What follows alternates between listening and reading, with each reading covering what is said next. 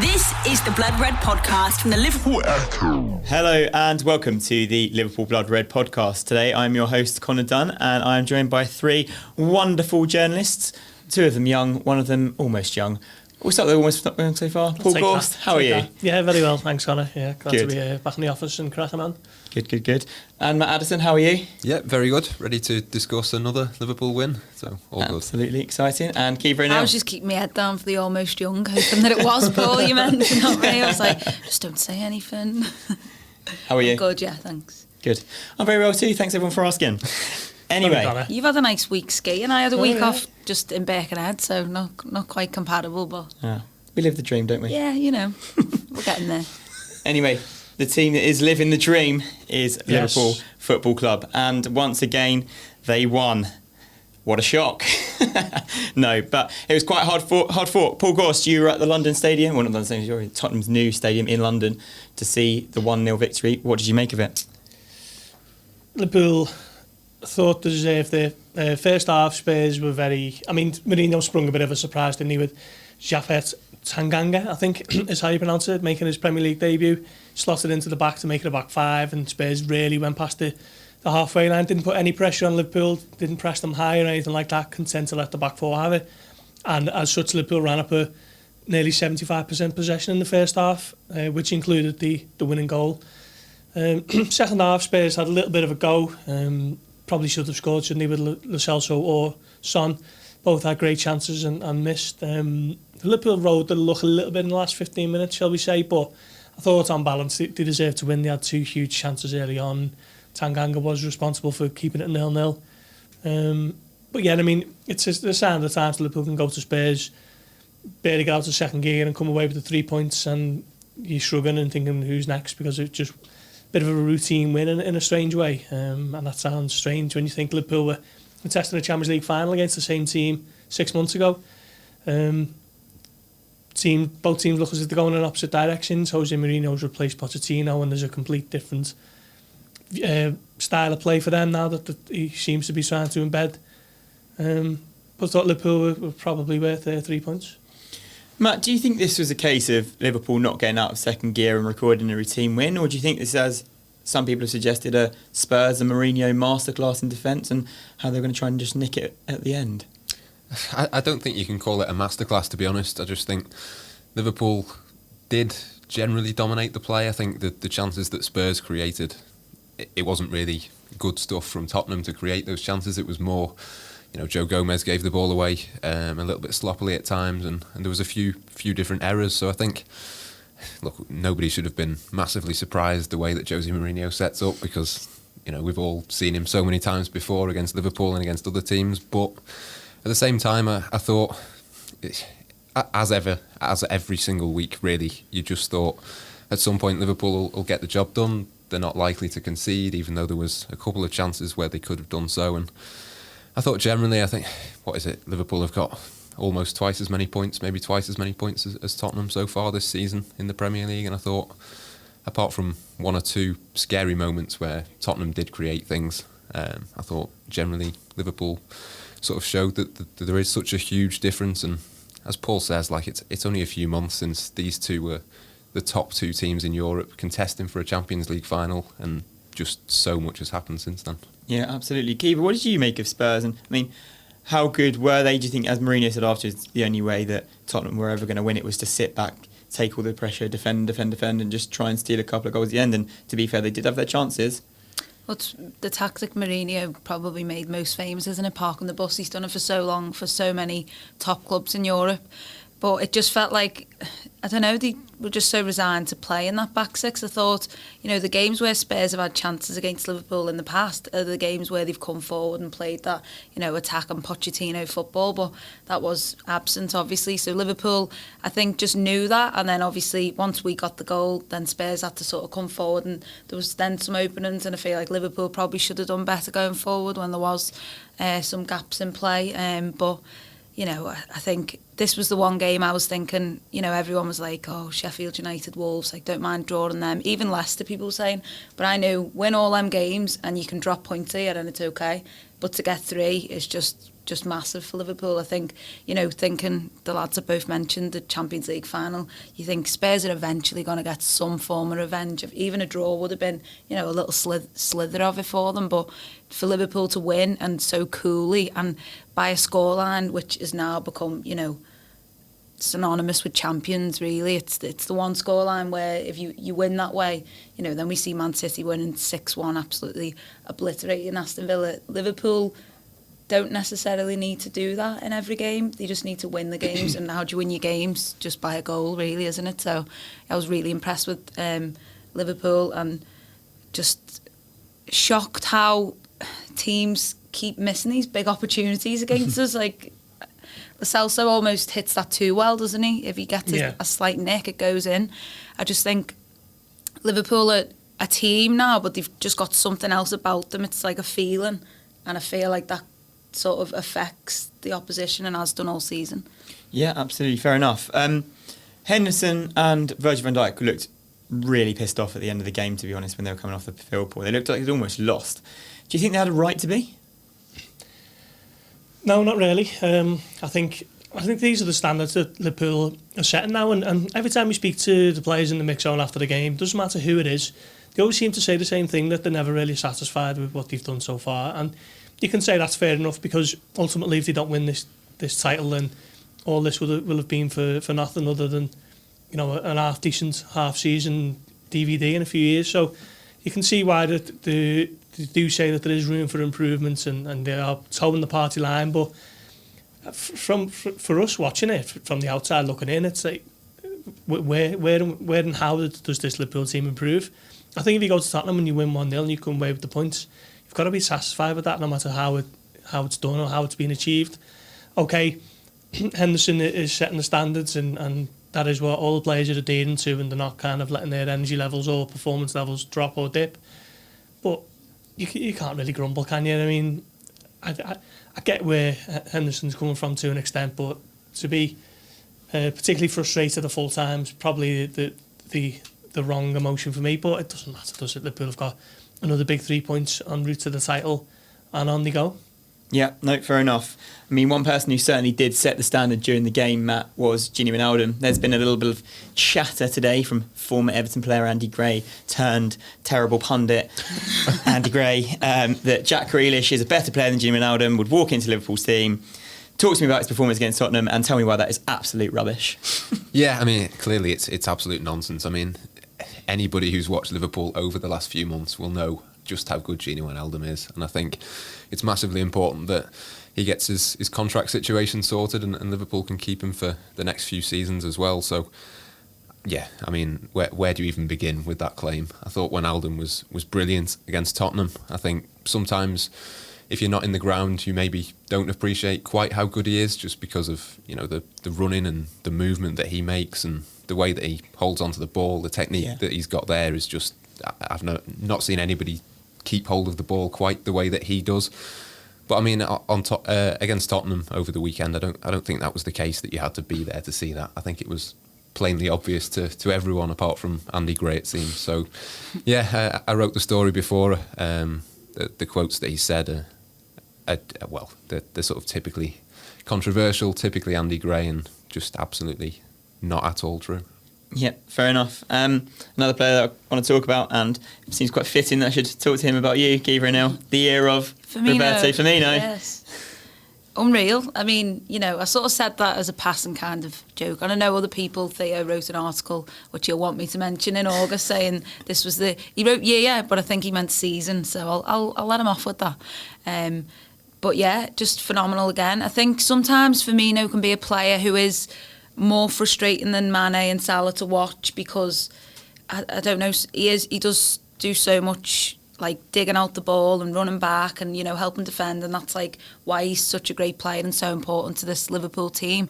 But sometimes I think he can try a little bit too much Samba magic, can't he? A little bit Brazilian flicks here and there. That's what he's about. But if he loses the ball, I think fans can get quickly agitated with him. And I think the game before that, fans were calling for him to be taken off. I've seen on social media people like, get Firmino off. But this is why you keep him on, for them important moments like that. And I've thought he was unlucky not to have scored in the first half quite early on, wasn't it? Yeah. He's just a magical player, and you know, how many goals has he scored now since that Club World? I think it's like he's on a good run, isn't he? Yeah, well, he scored 2 there, then in Qatar he scored 2 against Leicester, and he got one, obviously the winner on Saturday. So he's up to 9 now for the season, but I think he's yet to score at Anfield, which is an interesting one. But if you look at his goals this season, he obviously scored 2 crucial goals in Qatar to beat Monterrey, and then scored an extra time to beat Flamengo. But his goals in the Premier League, okay, he scored 2 against Leicester when Liverpool won 4-0, so they would have won that without his goals there. But think of Crystal Palace, Chelsea, Tottenham, and there was another one, Sheffield, Crystal Palace. Think of another one, I'm trying to think who it is. There's 4. He's been responsible for basically 12 points that Liverpool have accumulated away from home, which, when you look back at the table at the end of the season, that is going to be massive, isn't it? He doesn't score as many as Mane and Salah, but doesn't really need to, and he's not in the team to necessarily be the Harry Kane number 9 or the Sergio Aguero number 9. He's in it to supply those 2 and chip in himself. So he's up to 9 now. He's 7 away from equaling last season, so he could go on and do that. I think it's remarkable because he's not the player you look to for them goals, really, is he? You're looking, like Paul says, the playmaker of the 3. But for him to pop up with them, obviously them numbers are incredible. You know, come the end of the season, Liverpool lost the league last season by a point, so we know how crucial every point is. And for this man to just keep popping up with Origi-like moments, you would say. It was very Origi-like, wasn't it? So, yeah, unbelievable, and may it long continue. Yeah, absolutely, Matt. Just on Firmino again there. As Paul says, he hasn't scored at Anfield yet, but he scored some really important away goals, really secured some points for Liverpool. Do you think he's concerned that he's not scored at home, or do you think it's perhaps doesn't really need to and he has a different role at Anfield maybe? I think maybe in different circumstances it might be a bit of a concern, but look, Liverpool have won 20 out of 21 in the Premier League, so you can't really have any complaints. A 100% record at Anfield this season just goes to show really that it doesn't make too much of a difference. After the game on Saturday night, I saw Graham Souness had made some comments about Sergio Aguero would get into Liverpool's team, but I'm not convinced that he would. Just, you know, as we say, not just the goals that Firmino puts in, but the work, the way he fits into Liverpool's team. I don't think there's anyone quite like him in world football, and long may his goal-scoring form and other elements of his game continue. Yeah, fair enough. Paul, if you can have one criticism about Liverpool, do you think it's perhaps that they should go for the kill a little bit more in games? Obviously, they went 1-0 up, you know, they had the shot cleared off the line by Tanganga before that. They probably should and could have killed the game off a little bit quicker, but didn't. And then Tottenham obviously did have those 2 pretty big chances of Celso and Son near the end. Could have equalised, could have taken points away from Liverpool. Do you think that needs to change? Quite possibly. It's difficult, because if you look through Liverpool's results this season, there's been loads of games when they've won it by 1 goal. And on another day, those results could easily have become draws. If you look at Tottenham on Saturday, they had some big chances at the end, didn't they, with Lo Celso and Son.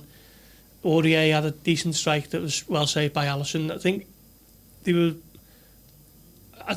they backed themselves to keep a clean sheet and shut out opponents, but at some point that might change, and 3 points could easily be frittered away to 1 when, if they'd have gone for the jugular when they were on top a little bit more, then, you know, they might have been out of sight, because they don't seem to be blowing teams away like they were a couple of years ago. And obviously we see Manchester City on Sunday against Aston Villa, they absolutely hammered them out of sight, didn't they? And Liverpool haven't had too many of those results. It almost seems to be that they're conserving energy for later down the line, maybe, I'm not too sure, but they certainly seem to back themselves when they're only 1 goal ahead, and at some stage that could come back to bite them. But 6 consecutive clean sheets now probably tells you that, you know, they might be right to back themselves defensively. Yeah, fair enough. Kiva, I'll go to you with a similar question, really. And it's just what Paul said there. Do you think it is the fact that Liverpool are conserving energy, knowing when to play hard, when to take their chances, and knowing when to shut out games, when to conserve their energy, and, you know, just playing the season rather than playing it in the games? Yeah, I think that's quite a key little phrase there, playing the season. I think Liverpool in the past, and, you know, in terms of like 2013-14 and stuff, have played, you know, occasions. We've got a big game obviously coming at the weekend, which we'll obviously get on to, in Man United, and Liverpool have in the past played the occasion and not the actual game, you know, the fixture. And I think it is very clever what Klopp's doing. He's saying, you know, it's not necessarily a tactic. you don't want to win 1-0 away to Spurs, really. You want to win 3-0, don't you? Just, settle it in the first half. Fans want that. Klopp would obviously want that. But Liverpool are just winning in the ways they need to in the fixture that comes at them. So obviously, the games, the Leicester game, for example, I think that was a game where Klopp and the team sensed we can really go at it here and we can just end their title race. Let's do that. Let's show we're world champions. So it feels like every game is sort of it has a different sort of background and a different feeling to how, and obviously different opposition. So, Liverpool knew Tottenham were going to set up in the way they were. It's Mourinho, of course, they were going to play that way. I think there was about 8 behind the ball at the back line at one point. It was just stressing me out. But so obviously you just have to come up against it, and it is important. I think you look overall, like I've mentioned before, a point can be all the season is won by. So, to go into every game with that kind of mindset of, right, we're playing Tottenham now, this is how they set up. And I think Liverpool done that so well at the weekend, and we're comfortable in winning 1-0, because it gets to that point where it's like 70 minutes and you're thinking, right, they need another one. But then it gets to 80 and you're starting to think, well, they're going to shut up shop now, because you can't really commit too much, can you? And it's been that way. The Sheffield United game, Wolves, even Brighton, at Anfield, the games where it's getting nervy at the end, but they're a different beast now, which we've mentioned all season, and they just seem so comfortable to play whatever comes at them. Yeah, absolutely. Matt, it's just what Keeper said there. Liverpool seems to be comfortable winning 1-0, and obviously that Leicester game showed they can go out and dominate a side. Against Man City, I also thought they were brilliant. In those big games, they lay down the markers. Do you think they've now learned how to play different teams and how to, when Tottenham's out with 8 men behind the ball, they learn how to break that down, or when teams come at them, they know how to break that down? And what do you think it is that's taught them those lessons? I just think the way that they're drilled and the way that Jurgen Klopp sets them up for each game it's always a sensible approach. I mean, you think about Tottenham and the counter-attacking possibilities that they've got with Lucas and with Son. And I think it was probably a sensible way to go about it against Tottenham, to not throw players forward and make it a sort of end-to-end type game. I think that was probably in Mourinho's head as much as he wants to sit in and defend. If they got any sniff of a counter-attack, I think they would have tried to do that as much as possible. So for Liverpool, it was an important tactic to use, really, to control the game and make sure they didn't get caught out. Of course, they did on 1 or 2 occasions when they made mistakes, but generally, I thought they did quite well. But yeah, we've seen it time and time again this season. Whoever they've come up against, whatever sort of test, they've been able to pass it. And I think the big one early on in Klopp's reign was at Anfield. Teams tend to sit back and defend as Tottenham did and not really show any ambition, and Liverpool would quite often struggle against those sides. And for them to have found a way of almost remaining composed and calm and moving the ball around, it's not down to one particular player or one particular strategy on a particular day, but I just think you always feel confident that they'll keep a clean sheet, and you always feel confident that they'll score at least once, and that's what happened on Sunday. Yeah, absolutely. Gorst, I know you mentioned there that Liverpool have now kept 6 clean sheets in a row in the Premier League, something they've not done since 2006, I think. Just how important is it that they seem to have a settled defensive partnership, and how good Alisson's been coming back into form? Yeah, well, it's been an interesting one defensively, hasn't it? When you think Matip had the shirt, he was the undoubted number 1 alongside Van Dijk. He gets injured, Lovren comes in, basically has a great run of form, and you're starting to think, okay, well, maybe he's going to carry on being the number 1. He gets injured, Joe Gomez comes in and does exactly the same, and now you're thinking, okay, well, maybe the long-term partnership is Gomez and Van Dijk. So it's a difficult one. Liverpool weren't keeping clean sheets, anywhere near as regularly as they have been lately early in the season. It was a question of why isn't that happening? And you obviously cast your mind back to the start of last season, where they kept so many with Gomez and Van Dijk, didn't they? Yeah, well, they finished last season, and it was 21 clean sheets and just 22 goals conceded, which is incredible, really. When you think a team nearly finished an entire season with the same amount of clean sheets as goals conceded. Yeah.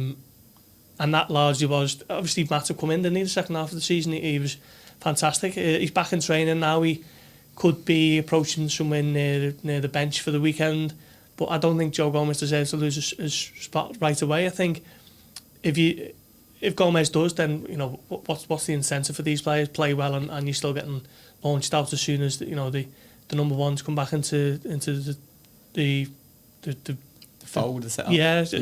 Back full fitness again. So it's difficult. I'd stick with Gomez for now. I mean, I think it'll take a while before Matip's up to match fitness anyway, and they're not really a position that you just chop and change anyway, is it? Like, you don't bring off a centre back for the last 15 minutes for another one just because you're trying to get minutes. Can't really see that happening. But there's been no doubt that since probably, I mean, the last time he conceded in the Premier League was the Everton game, which is well over a month ago now. They've only conceded in one other game since, which was against Monterrey, was it? So they've just been fantastic at the back lately, and I think to kind of disrupt that in any way now would be a mistake. Yeah, fair enough. Would you agree with that, Keith? Would you keep Joe Gomez in? And also ask you just a bit about Alisson, really, because I feel like he's come into really, really excellent form, and he doesn't make fingertip saves, does he? He almost catches or palms everything. I think that's down to his position, and if you just were to watch him for the whole game, he's just so intelligent. He's an intelligent goalkeeper and the best in the world because of it. He just seems to know where to be. Even that Aurier shot, because that was moving. But I think sometimes, even to just, because he was well struck, that wasn't it. He just seemed to sort of, wrestle it to his chest, and he makes it look easy, but it's not. These aren't easy. And when he parries things, he parries them into the right area. It's rarely ever that he will, parry it into the, on-rushing striker or whatever. I think he is an unbelievable goalkeeper, and I think we're just kind of like, because we've got that many unbelievable players, we're having such an unbelievable past couple of years, you can kind of forget like individual performances. Like his on Saturday was just remarkable. He never seems, like you say, to be ever caught cold, or he just seems to know where to be. And I was gonna say, I remember Dudek coming in his first season, he's making loads of flying fingertip saves, and I was like, oh, what a goalkeeper, he's tipping stuff over the bar around the post. But you look at Alisson, you think, actually, he's just probably in the wrong position, just having to make like reflex saves, but Alisson's just totally different. Everything that comes at him, he just seems to catch. He's everything. Just there. But obviously that's because he's wise and he knows, and he's got such a good relationship with, his defence, and, he doesn't seem to. Mignolet had this thing where he was always barking at them and, like, stop the cross. You'd always hear him at Anfield, stop the cross. And it's like, Alisson doesn't even need to say that, because these players are so well drilled individually. It comes across now as a team. But, he hardly ever, you've seen him a couple of times, I think, at the weekend, getting a bit mad, and having a bit of a go, like, watch. And, when he needs to do that, he will. But he doesn't seem like he needs to overtly shout at them or anything. We know Van Dijk likes that role a bit more. And, he's just a phenomenal goalkeeper who I think has come into, like, now the form we saw him in at the end of last season. And even last season, you'd probably say. Obviously, that injury, picking up that injury in the first game of the season, I think that just sort of had an impact on the defence as well. We never had that, like, the solidity which we'd had in the year before, the season before. So on to what you said about Gomez, I think it would be stupid really to let him, to drop him now. I think that, his confidence would be, because remember the first couple of games he came in, he had some kind of ropey moments, but now they just seem so far behind him. He just seems to be as good, and in some games, which was the same as this time last season when he'd got injured now, hadn't he? But when he started the season, he was in some games playing better than Van Dijk. Van Dijk's runner-up Ballon d'Or. This is the kind of play you've got in Joe Gomez, a player who can be better on his day than Van Dijk, which is, I think Van Dijk helps that as well. But a phenomenal footballer, and I think to have Matip back will be great. And, if he can work his way back into the team, I'm sure he will. Maybe for the European game or something like that, against Atletico, you might see him and then maybe a little run for him. But I just think this does seem, and all the fans have always thought this is the long-term partnership, but obviously that got curtailed last season. So now we're seeing it. You just want that foundation, I think, don't you? And as much as I love Matip, just keep it the way it is, I think. Yeah, fair enough. And obviously we've spoken before just about how young Joe Gomez is and how many players, or how many centre-backs of that age do you see playing for a top European club so regularly as Gomez does. But anyway, we'll move on just slightly, Matt. But another small defensive player, I suppose, in Fabinho. He's due back in training today, I believe. And just how big a boost will that be to Jurgen Klopp and that Liverpool squad? I think it's got to be a boost. I just think he's a world-class player and probably one of, if not the best, in that sort of number 6 position that Jurgen Klopp plays him in. So it can only be a good thing. Obviously, as we said before, Liverpool haven't particularly struggled without him, but to have him in, it can only be a good thing, and it can mean Jordan Henderson moving forward again. I think Henderson's done really well in that position. I think he's covered for him more than adequately. I think he's, over the last few weeks, had possibly some of the best matches that he's had for a long time for Liverpool. And yeah, just to have an extra body in the midfield, obviously with one or two other injuries elsewhere. So I think, well, I'd imagine that Klopp will put Fabinho straight back in, but yeah, I'd have no worries about him being eased back in because of how well the players have done in his absence so far. Yeah, fair enough. Of course, it's pretty exciting getting someone of that calibre back fully fit and ready, because he's obviously not been seen since October. November, the Napoli game. Yeah, fantastic news for Liverpool. Just the injury worries are starting to ease a little bit now, aren't they? When you think of Matip and Shaqiri back in training last week. Obviously, Shaqiri came on the weekend. Fabinho back, and it's great to see him back. He's missed 13 games so far, which is ludicrous. 21. It's massive. When you think he's only been out for about 5 weeks. Liverpool just had so many games last month, so. But it'd be great to have him back. It doesn't look on paper as though they've missed him, because Liverpool have pretty much won every game. Obviously, that Aston Villa Carabao Cup asterisk aside, which we'll just exclude for now. Be great to have him back. As Matt says, he's a world-class defensive midfielder, so he'll come back into that role at some stage, and it'll be great to see him back. It'll free Henderson up to move a little bit further forward alongside Wijnaldum as the first choice for midfield 3 for me. And yeah, okay, I thought when they kind of said, I mean, Liverpool were quite interested with that. They're not normally as upfront telling you that the player's going to be out for X amount of time. Like Joel Matip, he's coming up to nearly 3 months out, and you wouldn't know it if you're actually Jurgen Klopp every Friday. Liverpool come out and said he's going to be out for 6 to 8 weeks, which I thought was an interesting way of doing it. Kind of got fans prepared for the next few weeks without him, but he's going to be returning to a team that are firing on all cylinders better than ever, and it'll be good to see him back. Yeah, absolutely. I think just to interrupt, the interesting thing about this conversation, we just spoke about Matip, and I think with Fabinho, as soon as he's up to match fitness, he's right back in that midfield. That's, like you mentioned, the calibre of player Liverpool are dealing with, and Fabinho, as soon as he's fit enough, he will be in that midfield because of what a remarkable job he's done. Whereas Matip, he is that player as well, but it's your defence and you can't really take Gomez out of there now. I think it's amazing for Liverpool to have players like this where they're just going to pretty much, walk right back into the first team without really having to do anything, just on past sort of... Yeah, talent. Yeah. I was going to ask you, to be fair, what a testament it is to this Liverpool side that they haven't actually missed a player of such high quality, such high calibre. I think that December was, I think we'll talk about that forever, won't we, as being, as soon as we found out Fabinho wasn't going to be a part of it, and then the injuries just slowly seemed to mount up, and, you thought, like, this could be just the complete, unwinding of this Liverpool dream of winning the title, even winning the Club World Cup, but they just seem unfazed by it. I think, the approach they took and saying, Fabinho's out was a really positive one, because it did get, I think even the players then, Jordan Henderson knew, I've got to take on this role now and I've got to be that player, and the fans kind of knew he's doing this, and I feel like that takes a little bit of the pressure off him in a way, because we all know, Fabinho's this phenomenal player and we're going to be without him. And for Liverpool to get through that period, we all knew that this team were capable of doing that, and you hoped they were capable of doing that, and they've shown it. And we're living in a truly phenomenal time to be involved with Liverpool and be a Liverpool fan. Yeah, absolutely. Gorst, you mentioned there that Liverpool's injury worry seems to be easing a little bit. They've got 6 days of rest now till Man United on Sunday. Just how helpful and how important will that be? Because it's been a long while since they've had that much time off. Yeah, if you look at December, 6 games, Liverpool probably could have played 3 times in 6 days. So now to have that rest is going to be massive when you think of just how draining that period has been. So Liverpool have come through that with flying colours and can now have a little bit of a rest, get back to training, prepare better for opposing teams for Jurgen Klopp rather than just recovery sessions and then you're back at it against another team.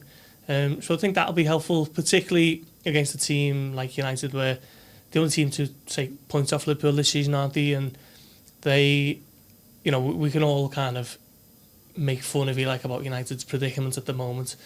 But on their day, they've got top quality players who can perform a job on the counter-attack, as they proved against Manchester City last month. I thought they were excellent that day when they absolutely battered City, to be honest. So if they have a similar type of game plan with the players that they've got, players like Rashford and Martial, plenty of speed up top and quality, they can kind of form a game plan to hurt Liverpool. So I think Liverpool now having this rest and this opportunity to kind of brush up on United's strengths a little bit more than they might have had, you know, if the game would have came 3 weeks ago. I think that'll be big for the game, and still fully expect Liverpool to beat this United team, but they do have players who can execute that counter-attack game plan, which I think they will come to Anfield and try and play. Yeah, fair enough. And obviously, Gorst spoke about United's predicament a little bit there, Matt, and they're obviously in the best of shape ever this season. And with that in mind, they've got a third-round replay against Wolves coming up this midweek, which they're going to play an extra game with Liverpool. And they're going to want to win that, aren't they? They're going to pretty much go all out for it. And what effect do you think that might have by Sunday? Yeah, a rarity really for Liverpool to have a free week and their opponents not to. So it's quite nice to have it the other way round. And I think obviously the Premier League is number one for Liverpool and for Manchester United this season. Obviously different targets in terms of them looking to get into the top 4, Liverpool looking to win the Premier League itself. But I think the FA Cup for them has got to be a big thing as well. And the fact that it's not really for Liverpool just shows the difference between the two sides at the moment. So I think they'll take it very seriously on Wednesday. I think it'll be interesting to see what sort of team they put out and how many players they do rest. But yeah, they don't have as good a squad as Liverpool anyway. With that extra game, you think it will help Liverpool even more. But at the same time, you don't expect Liverpool to be complacent in any way. I think on Sunday afternoon they're going to have to play at their best, because I think Manchester United have shown so many times this season that come the big games, they do produce big performances, and they did that against Manchester City to good effect. They've done it against other teams as well, and Liverpool have just got to be a little bit wary that could happen again. Yeah, absolutely. I know I get stick from just about everyone on Twitter when I ask this question, but I'm going to ask it again. Kiva, Liverpool are 14 points clear at the top of the Premier League. They've got a game in hand on Manchester City. Can you see anyone other than Liverpool winning this Premier League title? No, but it's, if it was City, as I keep saying, you would be like, they've won it, it's done, it's over. Like, that's give them the title it's now. It's over, it's done. But I can't, I just can't do that. I just can't commit to it because, I think of just past history, and until literally that trophy is being paraded around this beautiful city, you just can't, I don't know, I just can't say Liverpool have won it, because there's such a long way to go. You lose against United, you fall into a little pattern of just something that seems so far away, like it would never happen. But I'm just not, I just can't do it. I can't commit to saying Liverpool have won it until they have. Gorst, I'm not going to ask you to tell me have Liverpool won it, but they've got by far and away the best defence in the Premier League, they've got one of the best attacks in the Premier League. They're so far clear. Can you see anyone else winning it? No. Thank you. I tweeted my match verdict on Saturday, and there's a line there which says something along the lines of, it's now a case of when and not if Liverpool are going to win this Premier League title. The first comment was someone telling me to shut up, and fans should enjoy it. Fans should be, every single game that Liverpool are winning, fans should be enjoying it and making the most of it and absolutely rejoicing at this team that they're getting to watch every week. It's not their job to be saying, well, nothing's won yet. That's the job of the players, and it's the job of the manager. All fans need to do is just enjoy it while it's happening and accept that this is one of the greatest teams that Liverpool have ever produced. So why not just make the absolute most of it? I can't see anyone beating Liverpool to this Premier League title now. Liverpool have lost one game in, how many is it now? 50 odd easily. And and City need them to drop 15 points now. For me, it's not going to happen. Liverpool's name is pretty much on the title as we speak, and as I say, fans just need to enjoy it, because if not, what are you supporting football teams for one day at the end of the season where you might win the league that you can make the most of? Let's make the most of every game that Liverpool are winning at the moment. I think you've got to revel in each opponent, like the Spurs game. So after that, you're reveling in that, and then you wait to revel against United. Exactly. And Yeah. you can't look for. I think even the players are just looking to that one game, aren't they? And that's obviously our next game's United, and the fans do that. And then that, like, Saturday night, everyone, people are enjoying it, and then you move on to the next one. Then I feel like it's just going to be that until it happens, really, isn't it? Like Paul says, you've got to enjoy it, because this is 30 years without this sort of, we've been in title races before, but we've never ever been this far ahead. Well, nobody in history has done quite this start, have they, in any of Europe's leagues, in any league ever. Matt, what camp are you in?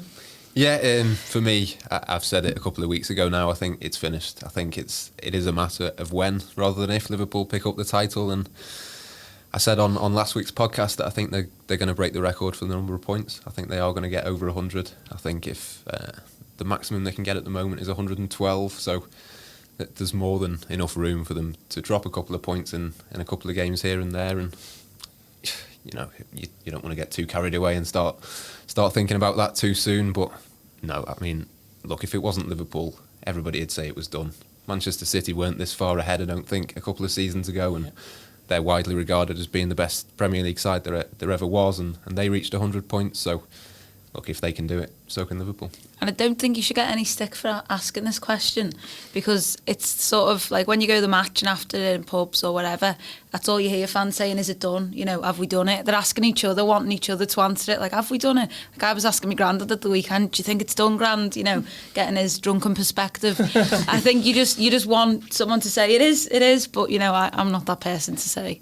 Yeah, I keep looking at the Premier League table, and for bits and pieces that we write on the website, you'll say how many points Liverpool are ahead of certain teams, and I always look at it and I think, no, that can't be right. Surely that isn't true. Well, they could go 30 ahead of Man United with a win this weekend, which is truly... Joke, isn't it? Yeah. Well, I love asking that question, especially on hosting, because I never have to answer it. And on that bombshell, thank you very much for listening.